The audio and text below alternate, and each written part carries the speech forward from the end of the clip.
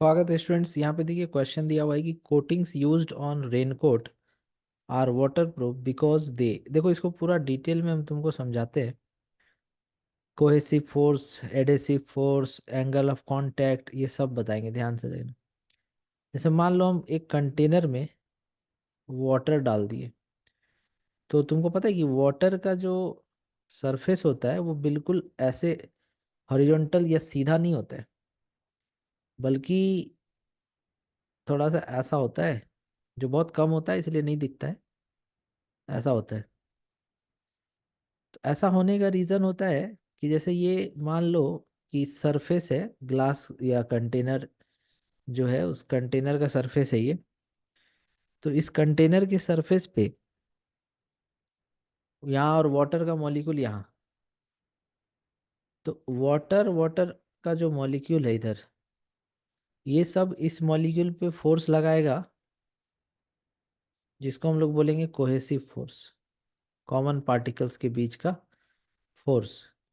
और जो फोर्स इस वाटर मॉलिक्यूल पे ग्लास का सरफेस या कंटेनर का सरफेस लगाएगा, उसको हम लोग बोलते हैं एडहेसिव फोर्स। ठीक है। और इसमें क्या होता है कि वाटर के केस में होता क्या, वो सुनो पहले, फिर आंसर पे आएंगे।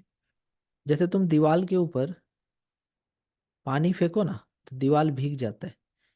इसका मतलब कि यहाँ पर एडहेसिव फोर्स ज्यादा है। वही तुम देखना कि थर्मोमीटर में जो मरकरी होता है, वो जब मरकरी के ऊपर चढ़ता है तो फिर वो मरकरी उसके ग्लास पे चिपकता नहीं है। मरकरी में जनरली मरकरी और मरकरी मॉलिक्यूल के बीच का फोर्स ज्यादा होता है, जिसको हम कोहेसिव फोर्स बोलते हैं। ठीक है। अब अगर कोई हम रेनकोट ले, रेनकोट मतलब यहाँ पर ऐसा समझो कि एक दीवार को तुम पेंटिंग किया है, और ये जो पेंट किया है ना, ये एक तरह का वाटर प्रूफ पेंट है। क्या है यहाँ पे, वाटर प्रूफ पेंट से तुम इसको पेंट कर दिया, तो बोल रहा है कि जब इसमें पानी गिरेगा तो ये दीवार जो है भीगेगा नहीं। वही क्वेश्चन का मतलब एक तरह से है कि coatings used on raincoat are waterproof, या फिर जो पेंटिंग वगैरह करते हैं ना, बोलते हैं ये वाटर प्रूफ पेंट है। ठीक है। तो ये सब वाटर प्रूफ क्यों है, इसका रीजन क्या है, क्या ऐसा किए कि वो दीवार वाटर प्रूफ हो गया। तो एक्चुअल में हमने, जैसे वाटर है, ये इसलिए चिपक रहा था पहले दीवार पर क्योंकि एडहेसिव फोर्स ज़्यादा था। लेकिन जैसे ही इस पे हम वाटर प्रूफ पेंट लगा दिए, तो अब ये दीवार पे नहीं चिपक रहा है। इसका मतलब कि एडहेसिव फोर्स कम हो गया, तो वाटर वाटर के बीच का जो कोहेसिव फोर्स था वो अपने आप उसके रेस्पेक्ट में ज़्यादा है। तो इस वजह से ये फिर दीवार पे चिपकना बंद कर दिया। ठीक है, एक तो ये इसका कंक्लूजन निकला। दूसरा कंक्लूजन देखो क्या है। दूसरा कंक्लूजन ये है कि जब हम कोई ऐसा लिक्विड लेते हैं जो वेटिंग लिक्विड होता है, ये जो वाटर होता है एक ऐसा लिक्विड होता है वेटिंग, और जो मरकरी होता है ये होता है नॉन वेटिंग लिक्विड्स। ठीक है। वेटिंग मतलब जो, जैसे पानी दीवार पे फेंको दीवार गीला हो जाएगा, तो वेटिंग लिक्विड, समझ रहे हो। और मरकरी क्या कहलाता है, नॉन वेटिंग लिक्विड। ओके। तो जो वाटर के केस में एंगल ऑफ कांटेक्ट बनता है, एंगल ऑफ कांटेक्ट होता है कि ये जो सरफेस है इसका टेंजेंट और सरफेस के बीच का एंगल, ये हो गया वाटर के केस में।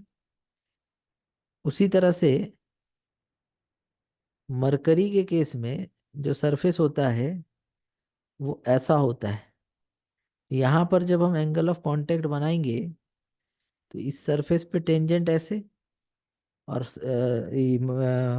मरकरी के सरफेस का टेंजेंट और कंटेनर के सरफेस का टेंजेंट दोनों मिला करके ये बनेगा एंगल ऑफ कांटेक्ट। तो वेटिंग लिक्विड्स में तुम्हारा angle of contact less than 90 degree है, एक्यूट एंगल। और नॉन वेटिंग लिक्विड में जो एंगल ऑफ कांटेक्ट है वो ग्रेटर देन 90 डिग्री है। ठीक है। तो अगर एंगल ऑफ कांटेक्ट 90 डिग्री से ज़्यादा होगा, तो कोई दीवार को अगर हम वाटर प्रूफ पेंट लगाएंगे तो वो भीगेगा नहीं, भीगेगा। तो अब तुम खुद सोचो कि इसका जो ऑप्शन होगा वो कौन सा होगा। कि ये दीवार पहले गीला हो रहा था पानी से, लेकिन अब गीला नहीं हो रहा क्योंकि इस पे वाटर प्रूफ पेंट लगा दिए, जिसकी वजह से एंगल ऑफ कांटेक्ट बढ़ गया और अब वो नॉन वेटिंग की तरह से बिहेव करने लगा। तो इसीलिए इसका ऑप्शन हो जाएगा ए नंबर की increase of angle of contact. Okay. तो आई होप आप ये क्वेश्चन समझ पाएंगे। Thank you so much for watching.